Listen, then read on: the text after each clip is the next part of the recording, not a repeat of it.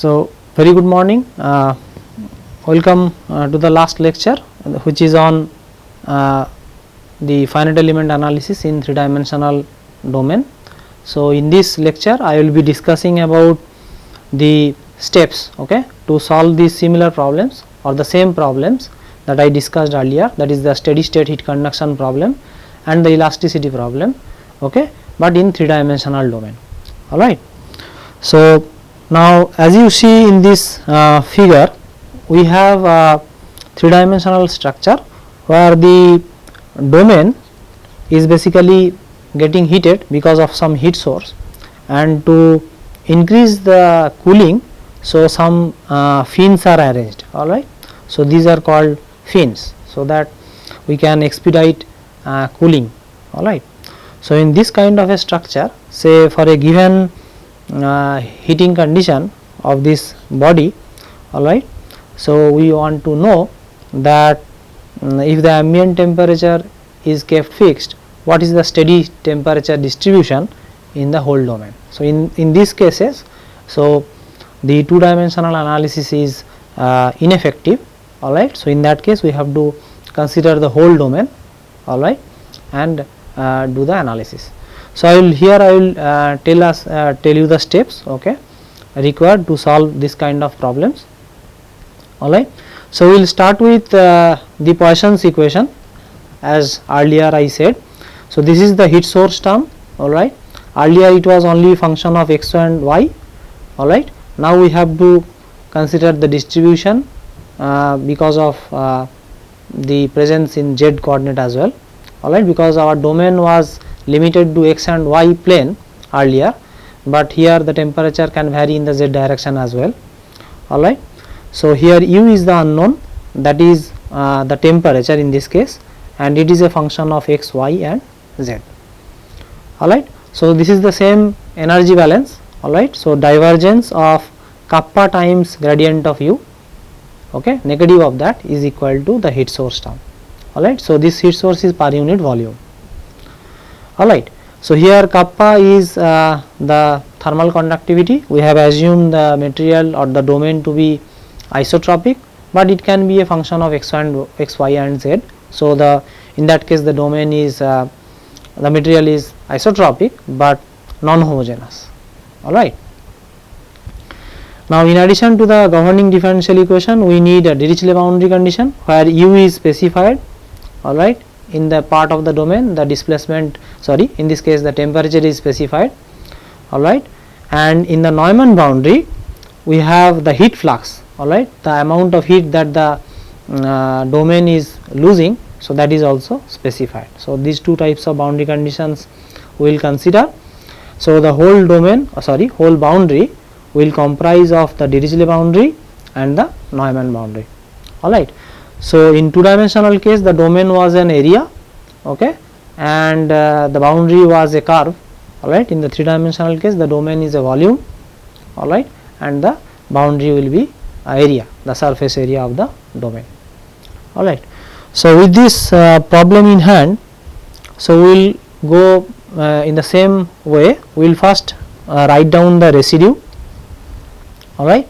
So, we will write down the residue and as the right hand side minus left hand side, alright. Then we will write the weighted residual method, alright. So, we will say the residue times the arbitrary function w integrated over the whole domain, okay, is equal to 0, alright. So, in this case u is basically an approximate solution, alright.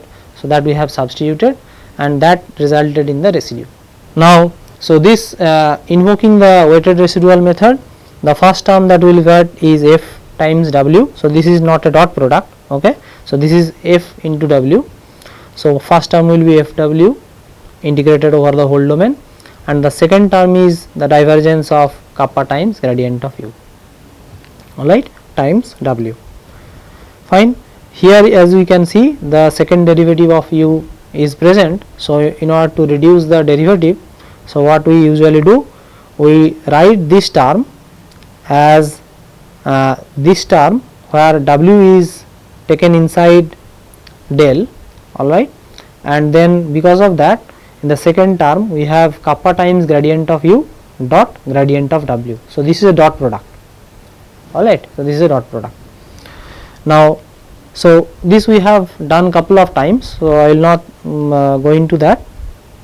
Next what we will do is this term we will keep it in the left hand side, okay, that comprises of the unknown, the temperature as unknown, and this first term where this is you have to delete. So, this is F times W.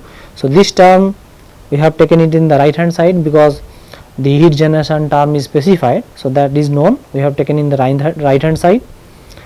Now, kappa times gradient of U, this is we all know that according to Fourier's law of heat conduction. So, that is equal to minus of the heat flux. So, heat flux vector. So, that is negative of Q, alright. So, this is in bold. So, it denoting that this is a vector. So, then we get del dot Q W. So, this is what we are getting from this term, del dot Q W.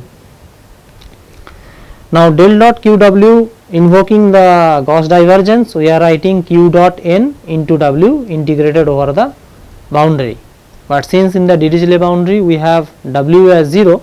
So, we are only left with Neumann boundary, because total boundaries comprises of the Dirichlet boundary and the Neumann boundary, and on the Dirichlet boundary W is 0. So, we are left with only the Neumann boundary. So, this is how we get the weak form, alright. Why weak form? Because only the first derivative of u is present in this form, alright. So, continuity requirement on u has decreased. So, this is the left hand side, and in the right hand side we have these two terms, okay. This has come due to the Neumann boundary condition, alright, and this is the body source term or heat source term, alright. Now, what we will do? Now, we will discretize the domain, alright. Now, in order to discretize the domain in 3-dimensional case, we can take help of a tetragonal or a say tetrahedral or a hexahedral element, alright. So, these are the two common things that we usually make use of. So, first I will talk about the tetrahedral element. So, in this case, as you see, we have 4 vertices in a given element, alright.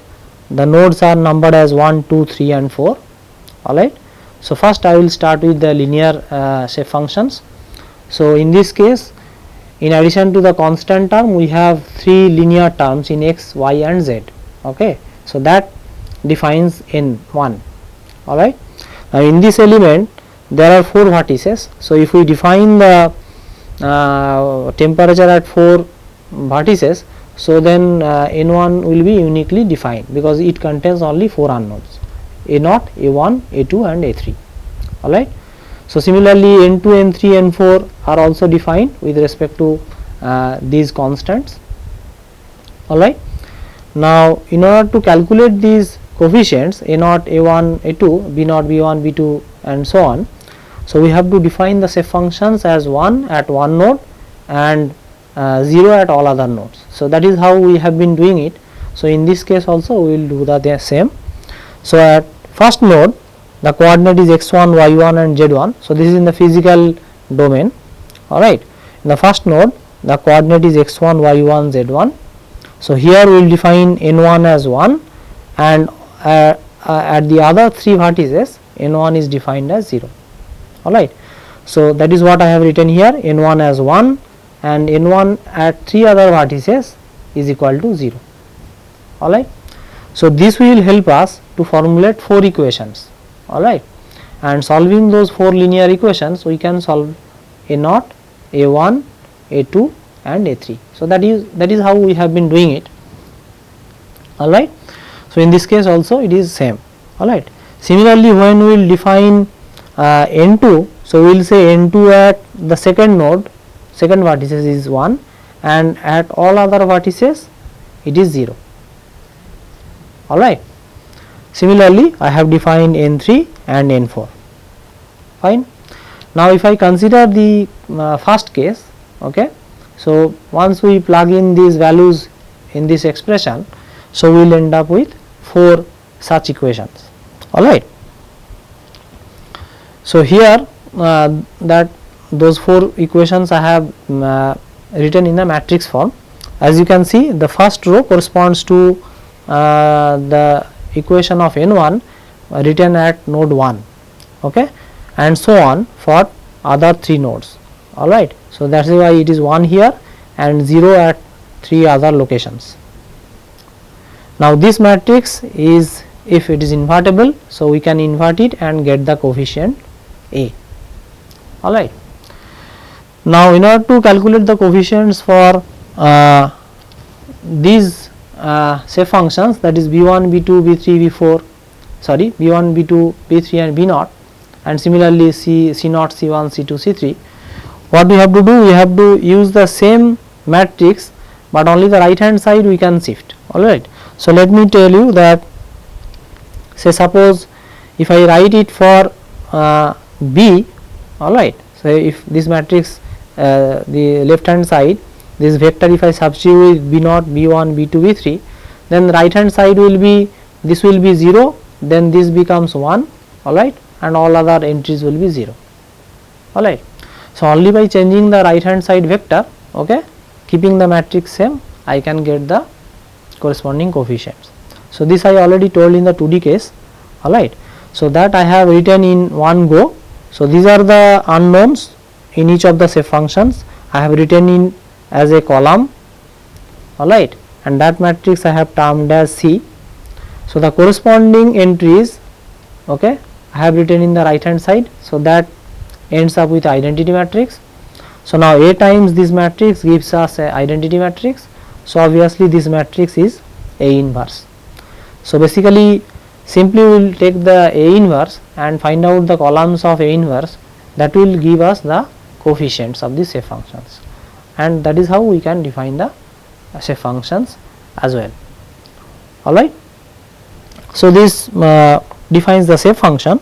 Once we define the shape function, the next step is to express the unknown in terms of the shape functions. So, this is the temperature. So, in a given element, so this superscript E denotes that the unknown has been represented in that element, because these shape functions, okay, these are locally defined, okay. With respect to these shape functions, I want to, because all other shape functions defined in all other elements are 0 in this element, alright. So, in particular in this element, if I have to express the temperature, the temperature can be expressed with the help of only these 4 shape functions, alright.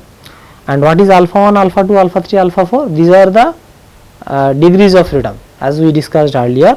So, in this case we have 4 degrees of freedom, because in a tetrahedral element we have 4 nodes, because we started with a linear approximation.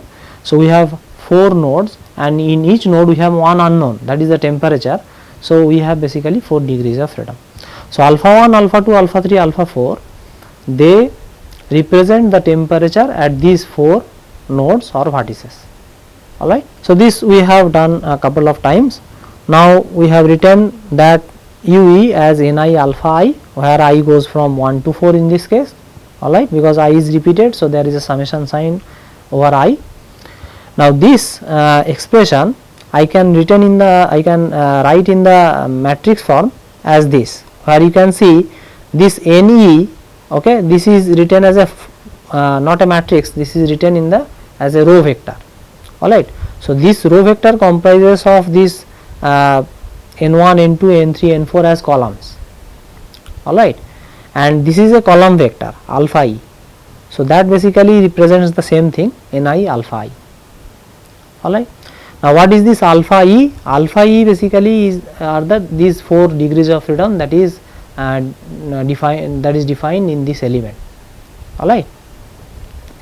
Now, in order to bring in the global scenario or the global degrees of freedom, this alpha E has been represented as C times alpha, alright.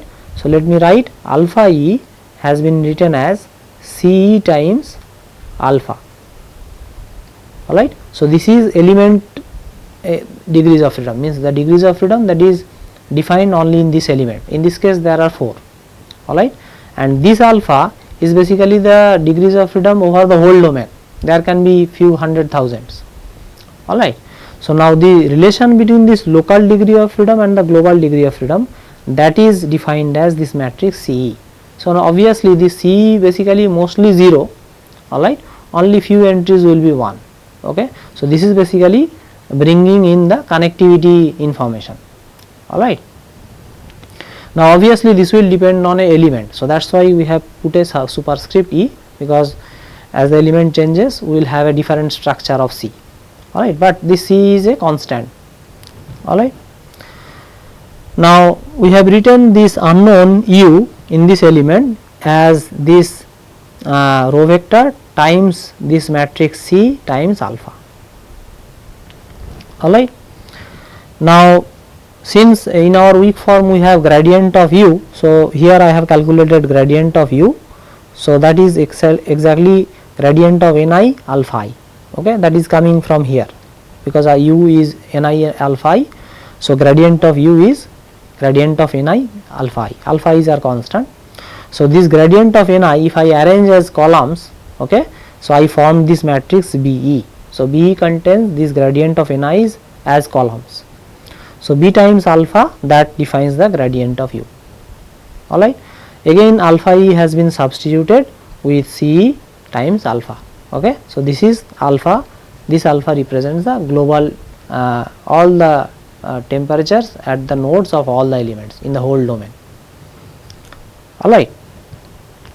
So now we have everything ready for U and gradient of U. Now what we will do with W?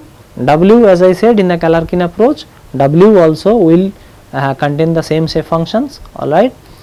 So obviously W will be similar to Ne into Ce into beta, some other arbitrary vector, and gradient of U will be, gradient of W will be Be into Ce into beta, alright. So beta is a arbitrary vector. So that is, now we are going to substitute. This is exactly the same that we did in the earlier two dimensional problem. Here what we are doing, gradient of U we are going to substitute, gradient of W we are going to substitute. Here we have only W in the right hand side, alright. Now this integral is over the whole domain, alright, as you can see the limit, it is over the whole domain. So this can be written as the integration of the same thing over a particular element omega E, alright, and sum of such integral over all the elements in the domain. So this is same as the integral over the whole domain. So we are carrying out the integral in a particular element and then we are summing it up over all the elements, okay, so that we can calculate the integral over the whole domain. So obviously this incorporates the discretization error, alright, that we have to keep in mind, alright. Now right hand side also we are doing the same thing, we are integrating FEWE, means all these things are defined in a particular element, integrated over the element, alright. Here also we are integrating over the boundary of a particular element if that boundary coincides with the Neumann boundary. So in that case we will integrate over that boundary and then we will sum over all the elements. So that is how this equation is written in the elemental form, alright. So we are doing everything in the element level and then summing up all their contribution, alright. So now let us see how we can take care of that. So once we know this, then we are going to substitute this thing. So here as you can see, gradient of WE, that has been substituted as beta transpose, CE transpose, BE transpose, alright. Let me go back, let me show you the gradient of U. Yeah, so here as you can see, gradient of U is BE times CE into alpha. So as I said, gradient of W will be BE into CE into beta, beta is another arbitrary vector. So if I take the transpose of it, it will be beta transpose CE transpose BE, alright. So that is exactly what has been written here. As you see, beta transpose CE transpose BE transpose. Now beta is basically something which is global because it corresponds to alpha, alright. It contains all the entries corresponding to the global numbers, alright. So that is why it has been taken outside the element summation, alright. This summation is over all the elements, so this has been taken outside because it is common for all the elements. C depends on each element, so that is why it is kept inside the summation sign, but it is a constant, so that is why it is kept outside the integral, alright. And similarly gradient of W is substituted as B times C times alpha, alright. So again C is constant, alpha is global, so we have taken it outside, okay, the integral. So whatever we have here is basically the integral over a particular element E, alright. Similarly here we have this F into NE transpose that we are integrating over a particular volume, alright, in a given element, and here also we are integrating it in a particular boundary of a element or surface of a given element, alright. Now this elemental integration, say the contribution, we are terming as the element stiffness matrix, alright. So B transpose kappa BE integrated over the volume of that element, we are defining it as element stiffness, and the entire entry here we are defining it as element force vector, alright. So what we are left with? We are left with C transpose KE into CE, okay, that is over which we are summing up over all the elements times alpha, right. In the right hand side we have this C transpose into FE, alright. Now where this B transpose, where is this B transpose, sorry, beta transpose. Now the beta is basically, as I said, this is an arbitrary vector, alright. So if I look at this, if you look at this is basically a vector, alright, this is basically a vector, and in the right hand side also this is basically a vector, alright. Now and left hand side, right hand side vectors are different. Now you see in the left hand side beta transpose a vector is equal to beta transpose another vector, and beta is arbitrary. So left hand side is always equal to right hand side where beta is arbitrary. So some vector if I multiply with an arbitrary vector and is same as the dot product of that arbitrary vector with another vector for any value of beta, so obviously the left hand side is equal to right hand side. From there we are getting this equal to this, alright. Now this C transpose KE CE, okay, sum over all the elements, so that is basically the global stiffness matrix. So that is written as K. So now we are getting K alpha is equal to F. So this is the discretized form of the problem in hand, alright. Now what this C is doing, okay, this I have discussed earlier also. This C is basically doing the operation of assembly, alright.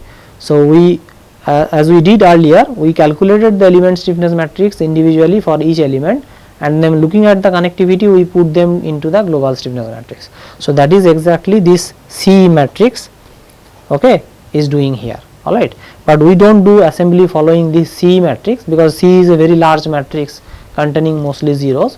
Rather we calculate the element stiffness matrix through numerical integration and put them together following the connectivity information, okay. So that is more efficient way of doing it. Similarly in the right hand side also we do the same thing, alright. So now we have this linear algebraic equation in hand where what we can solve after ensuring the Dirichlet boundary. Now regarding conducting this or calculating these integrations, I will come later, okay, once I discuss the elasticity problem also, okay, and then I will discuss how to calculate these element contributions numerically, alright. Now let us look into the elasticity problem, alright. This we discussed in the planar case. We said either plane stress or plane stress condition we can use, and in under certain conditions we can simplify the problem and we can solve that much more easily, alright. Now but under certain conditions, because if the geometry becomes a 3-dimensional one and the loading also becomes 3-dimensional in nature, so under those circumstances we cannot simplify those problems. So in that case we have to take the 3 dimensional domain and solve the problem as it is. Okay. Now, I will tell you what are the pros and cons, but let me first go through this derivation, okay, and then I will tell you what will be the problem. As I have shown here, I have shown a 3 dimensional beam, okay. As you can see, this is a rectangular structure, hollow rectangular structure, which is undergoing deformation because of the load, transverse load from right hand side, and it is also undergoing some load, okay, which is acting transversely from downward. So, obviously, as you can see, there are loads which is acting from 2 different directions, and because of that the structure has deformed. Alright, it can undergo some twist also. So, under those circumstances we cannot assume it as a planar case, and in those cases we have to solve the problem as it is. Alright. So, in those cases we will start from the equilibrium equation as I have discussed here. Okay. So, these are the 3 force equilibrium equation, differential form of the force equilibrium equation. Okay. So, where we have actually 6 independent stress components. Alright. So, that is sigma xx, sigma yx, sigma zx, sigma yy, sigma zy and sigma zz. So, these are the 6 stress components. Bx, by, bz, these are basically the body force per unit volume, what is the amount of body force that is acting, okay, in each volume of the domain, alright, in the x, y and z direction respectively. Now, so these equilibrium equations we are already familiar with. Now, with the moment equilibrium equation, we know how these 9 stresses here boil down to 3 independent stress components. Okay. So, that is considering the moment equilibrium. Now, in addition to this, what we have boundary conditions, where we can have a Dirichlet boundary where the displacement is specified. So, as you can see in this problem, this bracket is actually fixed to the wall, okay, some rigid support. So, in that case the whole surface the displacement in x, y and z direction can be considered to be completely 0 or restricted, alright. So, in that case we can define it as 0. In addition to that, we have traction boundary condition. So, on these 2 surfaces, as I said, we can have a distributed load, okay, or traction, okay, that is defined on those surfaces. So, that is on the Neumann boundary. So, we have these 2 boundary conditions, alright, and we have these 3 equilibrium equations to solve for. First, what we will do, we will write these equilibrium equations in the tensorial notation, because in this course tensorial or indicial notation has been introduced. So, I will use that, and these 3 equilibrium equation I will write in the initial form as this. As you can see, in the first equation we have the first index getting repeated in these 3 entries, alright. So, this equation I can say as del sigma ij del xi, alright, because the first index is repeated. So, it will be sum over I, alright, and this body force term will be corresponding to the jth component, and that is equal to 0. So, where j is now going from 1, 2, 3, alright. So, j is 1 the first equation, j is 2 is corresponds to second equation, and so on. So, this is basically what is the equilibrium equation in the tensorial notation, alright. Similarly, the moment equilibrium equation, that is very easy, sigma ij is sigma ji. So, stress is basically symmetric, alright. So, once we know the governing differential equation, the first point to start with is to calculate the residue. How do we get the residue? In this case, we have to understand that the unknown is basically the displacement, alright. Primary unknown is the displacement. So, displacement has 3 components in this case. One is the displacement along x direction, one along z direction, and another along one along x, another along y, alright, another along z direction, alright. So, now corresponding to this displacement, if we take some approximate displacement field, so that if we substitute, okay, then this equation will not be equal to 0, and that we are terming it as residue. Now since we have 3 equations, we have basically 3 residues. So j is going from 1 to 3, so we have basically 3 residues. Now what we will do, we will assume some arbitrary vector function, alright. We will take a dot product with this residue, alright, and then integrate that r dot w or r dot that arbitrary function. We will take the dot product, we will integrate it over the whole volume and make it equal to 0. So that is exactly what we are going to do.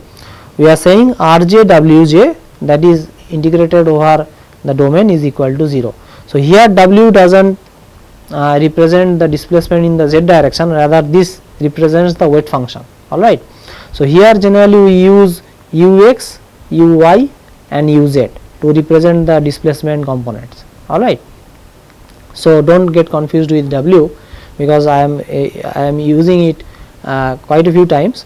So this w is basically the weight function or arbitrary weight function, you can say, with which we are taking the dot product. So rj wj is basically representing the dot product, because j is repeated, so it means r1 w1 plus r2 w2 plus r3 w3, alright. Now starting from that point, what we can do is, we have substituted the residue, okay, times wj, that is integrated over the domain, is equal to 0. Now the first thing is, we have written these two terms separately. This means b dot w, or you can say b transpose w, alright. And this term, first what we will do, we will take this as we will take the derivative of w as well. So this you can say, the first term I am going to write as sigma ji comma I wj is equal to del, basically this is del of del xi sigma ji, alright. So we are going to write this as del of del xi sigma ji into wj, alright. So obviously I have taken one term, so that we will write this as sigma ji, alright, del wj del xi, alright. So now this is becoming a second order tensor. So this is written as wj comma I, alright. And the first term, how it is represented? The first term is represented as sigma ji wj, okay, comma I, because the derivative is with respect to xi. So that is what has been written, derivative with respect to I, alright. And the second term is sigma ji wji. So it is basically the inner product of two second order tensor, this one, alright. Now what we do next is, we will take this term in the left hand side, alright, and these two term we will take in the right hand side, fine. Now as you can see in this here, sigma ji wj, so this is basically a vector, because sum over j, okay. So this is basically sigma ji wj, so this is sum over j, so we are left with only ith component of a vector, alright. So now if I write this as a vector, suppose ai, so we have ai comma I, so it basically means, it is basically a divergence of a vector, alright.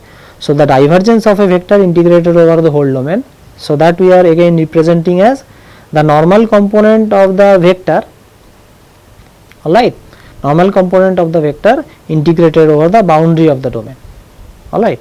Now this ai comma I, so that is basically representing sigma ji wj, alright. So only the left out index is I, alright. So that is why sigma ji ni, so that is the normal component, into wj, alright. So anyway, so these are this we have already discussed in the one of the lectures. So if it is not clear, you go back and look at the lecture, I think it will be clear. And one more thing that we need to look at here, this term sigma ji ni, what is this? Sigma ji ni is basically representing the traction Tj, alright. So this we have already shown in the boundary condition. So as you can see, sigma into n, so this represents that one, alright. So Tj is represented as sigma ji nj. So that is we are making use of and substituting this as Tj. So we are left out Tj Wj, so it means that W transpose T, and similarly this thing becomes W transpose B, alright. So T is the traction, okay, and B is the body force term, alright. Now in the left hand side we have Wj comma I, alright.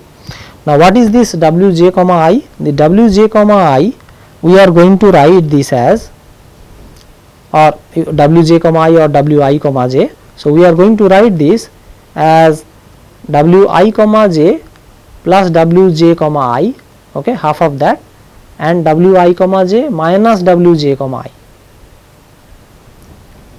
alright. So we have basically added these ones and subtracted this one, so obviously it is equal, alright.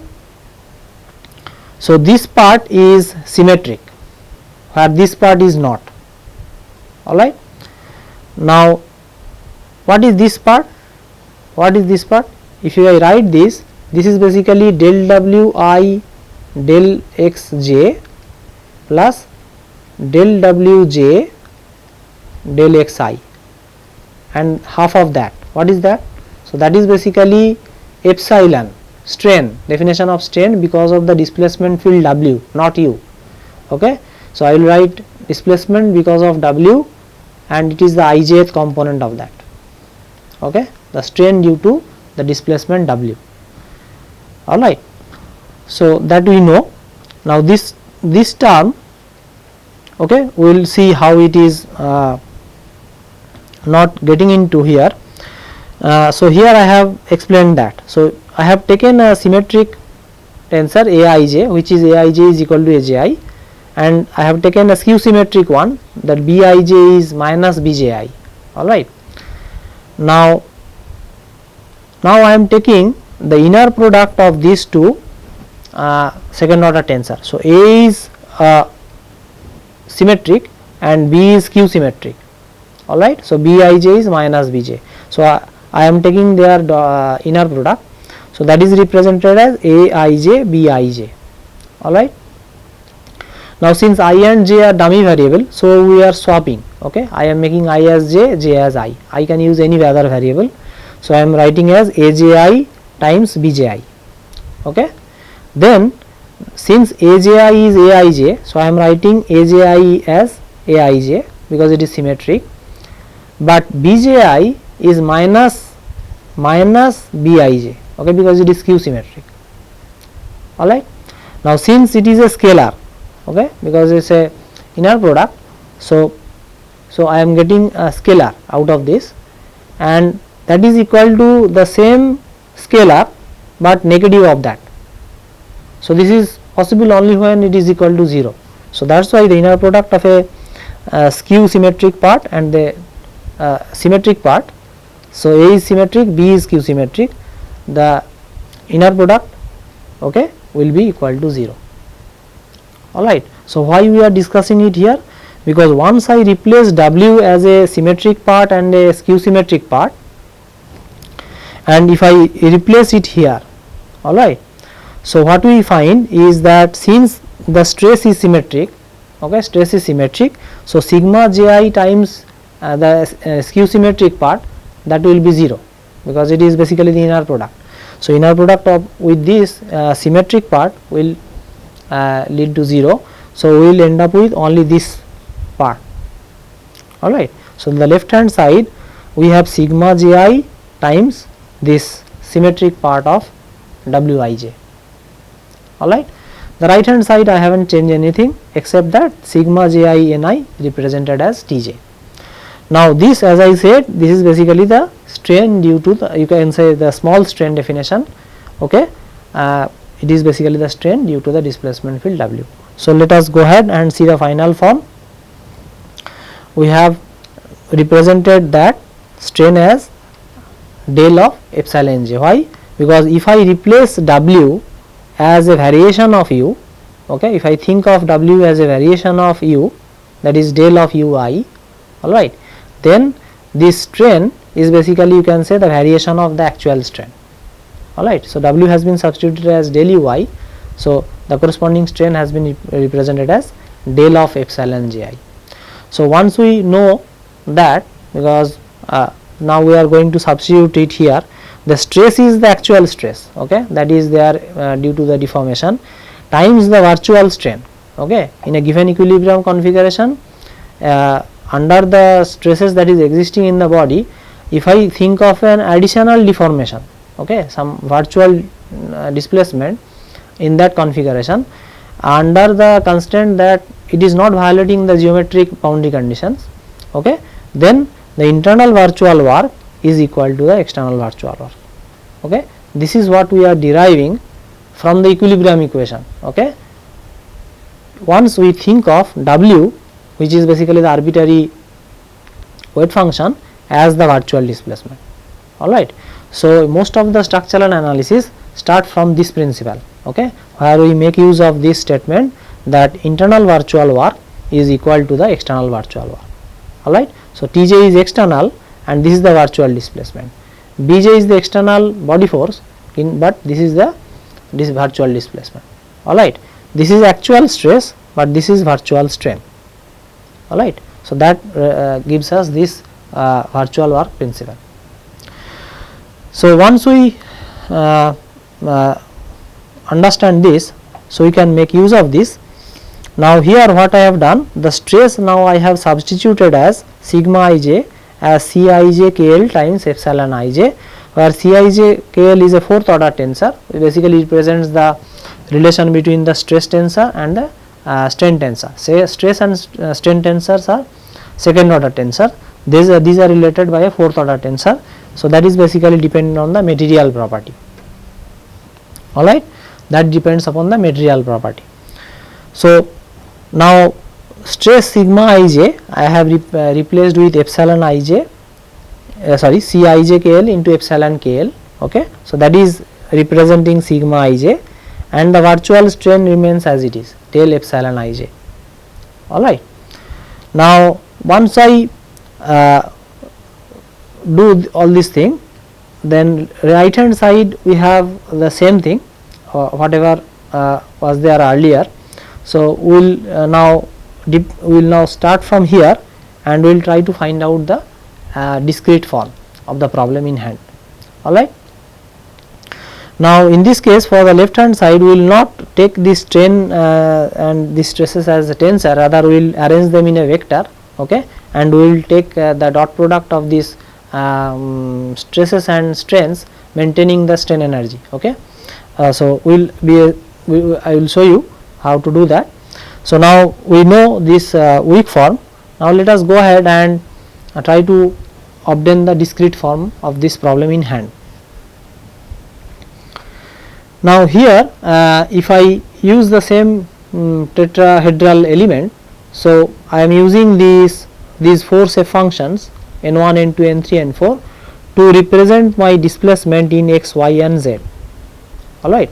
Here you can avoid using this w, okay, rather you can use uz, so, alright. So you can make this correction, you can replace this ue, uv and we as ux, ui and uz, alright.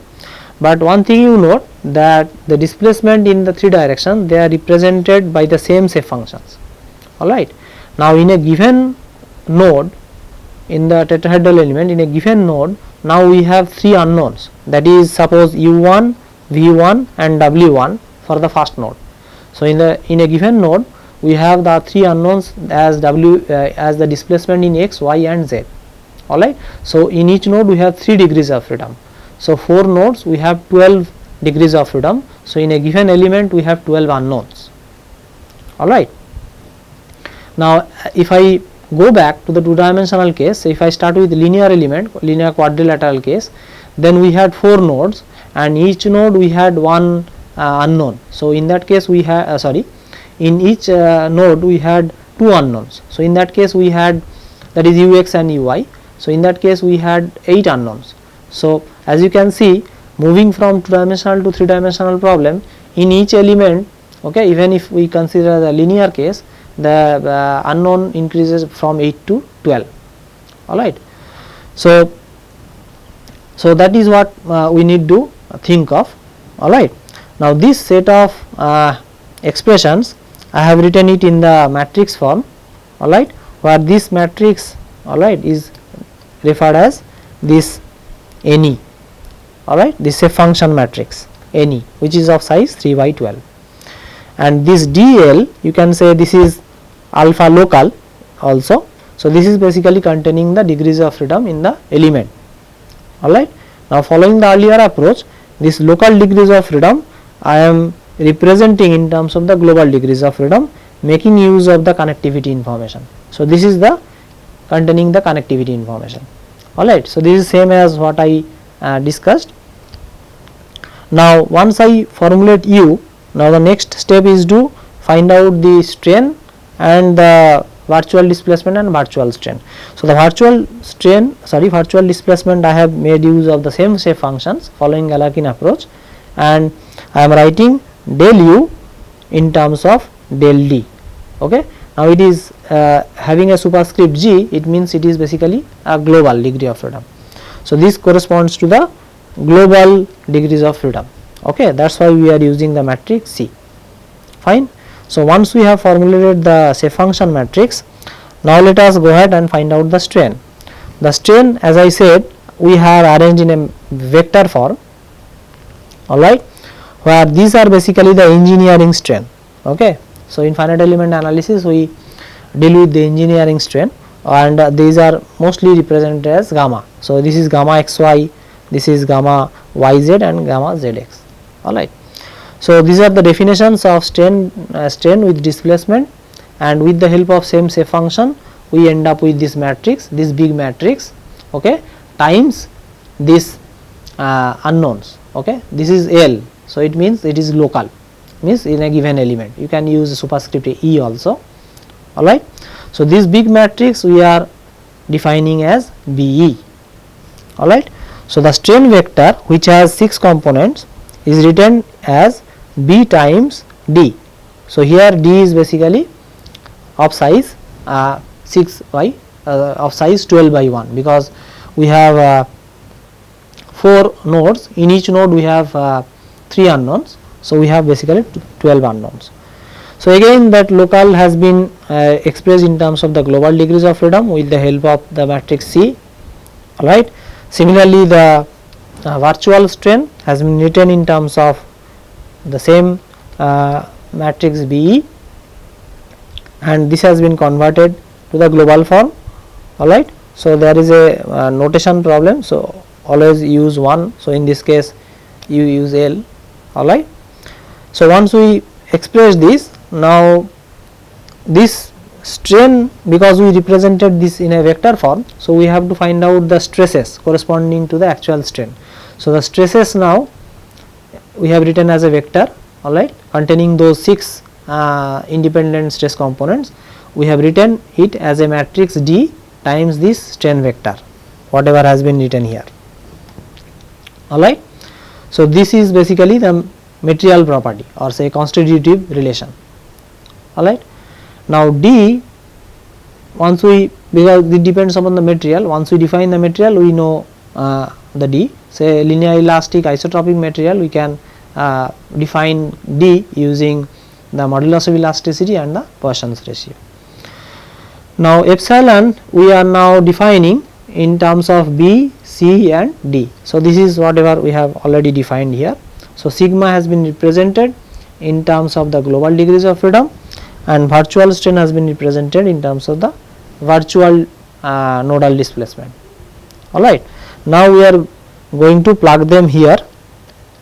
Okay. Notice the change in the left hand side. So in the left hand side whatever we had, we have the equivalent thing. Okay. This, we have the same thing but in the equivalent form. Alright. So that we are getting as del epsilon dot sigma, dot product of the strain vector with the dot product with the corresponding stress. So this stress is actual stress, this is corresponding to the virtual strain.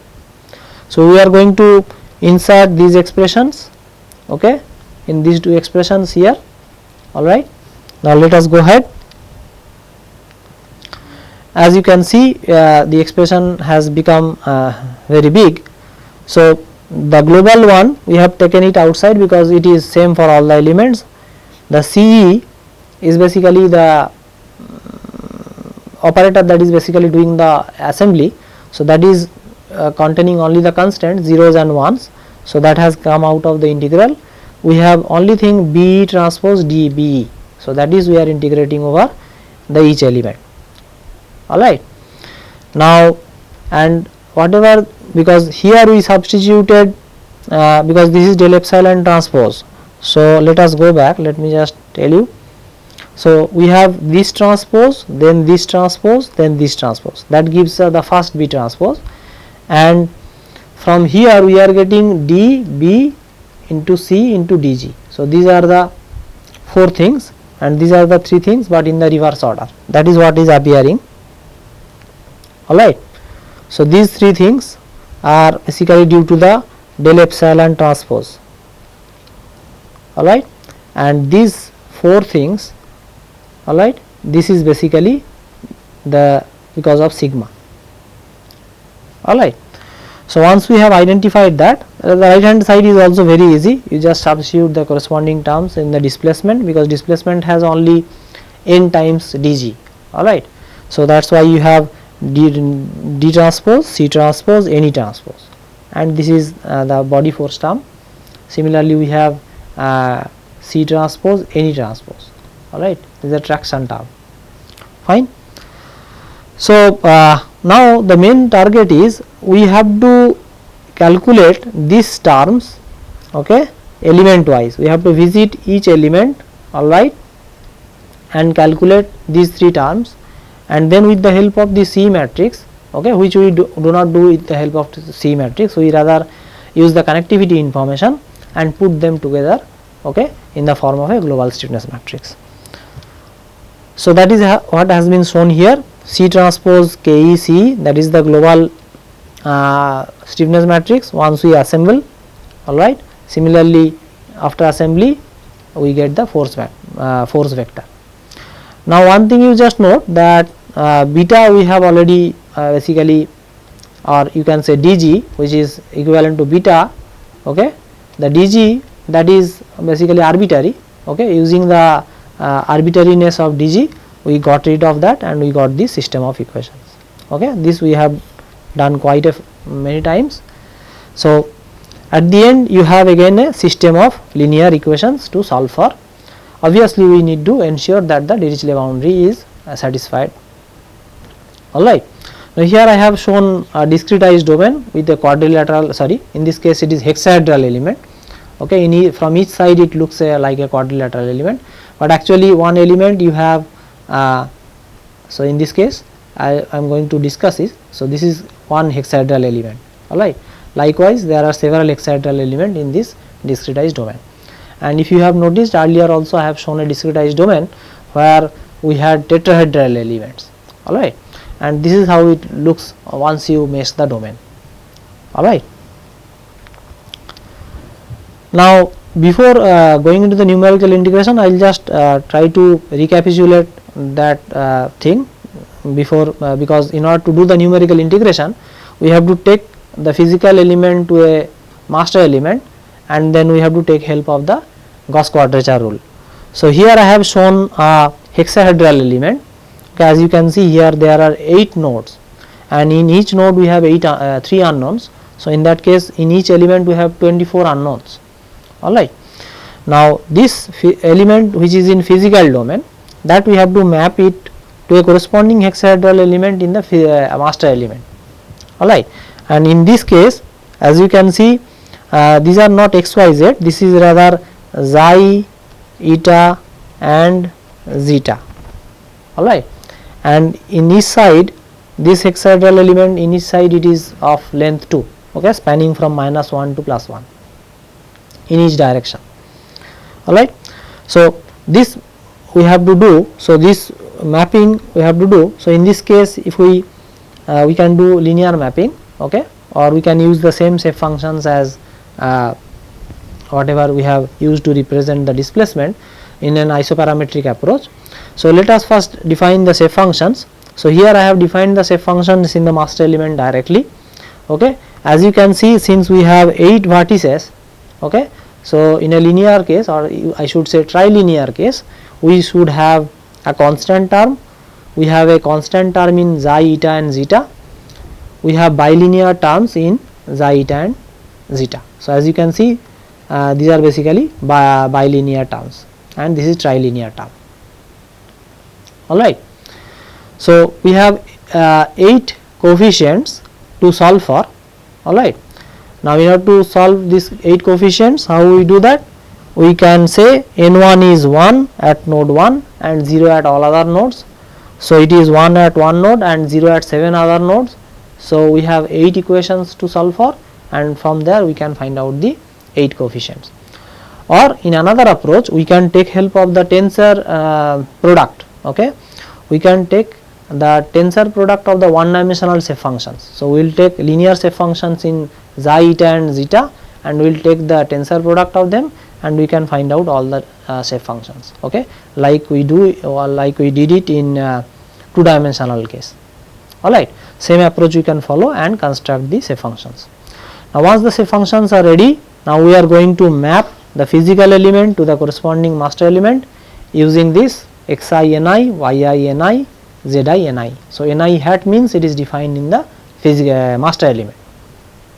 Alright, so these ni hats are defined in the master element. So now once we know that, okay, now what we have to do, we have to go back to the discretized form, and as you can see, we have B transpose D B. Alright, now this B contains the derivatives of the shape functions in the physical element. Alright, but we have defined the shape functions in the master element. So in order to do that, we will take help of this. Okay, this is same as whatever we did in the 2-dimensional case. We will say that ni comma x, okay, is ni hat comma xi, xi comma x. So this is derivative with respect to xi and derivative of xi with respect to x. The same thing, the derivative with respect to eta and eta with respect to x. Similarly, we have zeta and then zeta with respect to x. So we will take help of this, because we defined the shape functions in xi, eta and zeta. We know the definitions of this ni comma xi, ni comma eta and ni comma zeta, right? But we do not know what is del xi del x, del eta del x and del zeta del x, and similarly we do not know these derivatives. Alright, so we need to calculate these derivatives. So how do we do that? We take help of this mapping relation, okay, the relation that we used for mapping. Here we will use dx, dy, dz in terms of the derivatives with respect to xi, eta and zeta. Alright, then we will write this in the matrix form. Alright, and we will come up with the Jacobian matrix. Then we will invert. Alright, so we will write this vector in terms of this vector. So we will end up with this Jacobian inverse, and then similar relation we can write between d xi, d eta, d zeta and dx, dy, dz. Alright, now this matrix is basically nothing but J inverse. That is what we are seeing here. So we will compare these entries with the entries of J inverse. Alright, and we will get the derivatives of xi, eta and zeta with respect to x, y and z.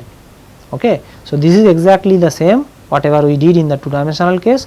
Only the thing here, we have one more component in physical element, one more component in the master element. Alright, so once we know Jacobian, then what we need to do? We need to do the numerical integration. So in order to do that, we have to relate the volume, elemental volume in the master element with the elemental corresponding elemental volume in the physical element. So that we can find out through this determinant of J inverse. Alright, so this you can easily go through this. Scalar product of d xi, d eta and d zeta is equal to determinant of this times the scalar product of dx, dy and dz. Alright, so this basically is nothing but determinant of J inverse, and determinant of J inverse is basically 1 by determinant of J. So we get d capital V as 1 by J determinant of j, sorry, determinant of v as determinant of j times dv. Alright.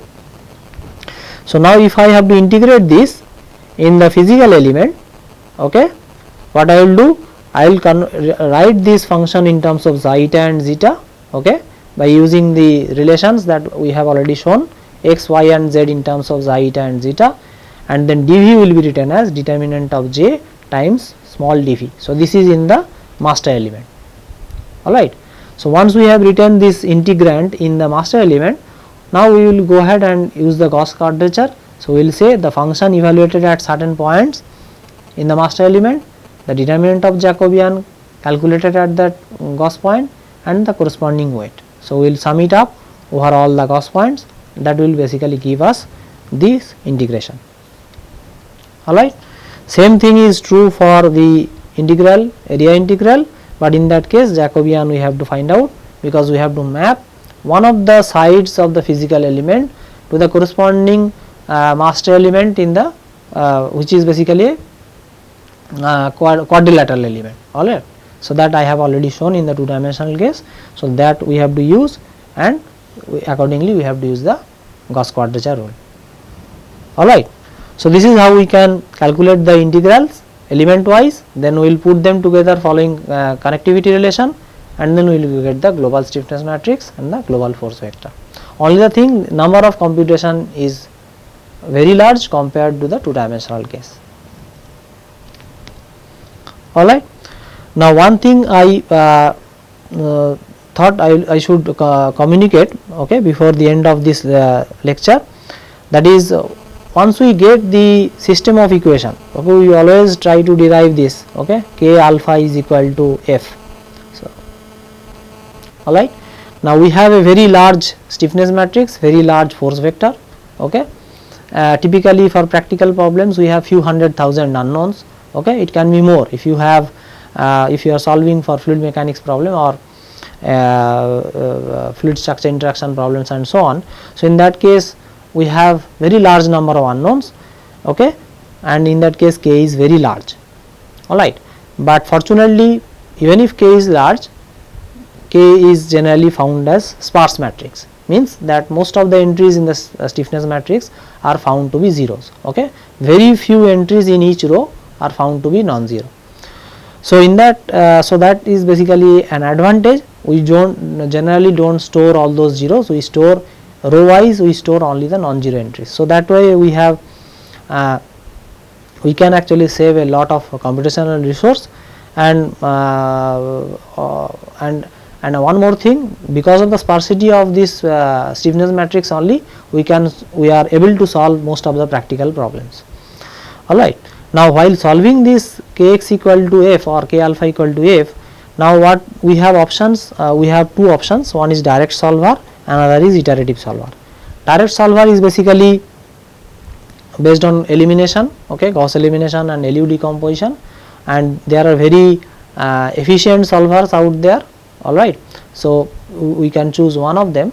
Now these direct solvers are good in the sense that they will give an exact answer. Alright. So they will solve the solution, they will give the solution exactly. Alright. So it will give an exact solution to the problem kx equal to f. Alright. But they need a lot of computational resource, because you need to define all the entries of k and f, and that has to be given to the solver. Alright. So in that case you need more computational resource. So that's why if you have a very large number of system of equations, we generally don't use direct solver. But if it is less than maybe 100,000 or so, we can use direct solvers, and the best part of it is it gives the exact solution. Alright. Now whereas iterative solver is kind of a solver where we start from an initial guess and we iterate over until unless our convergence criteria is satisfied.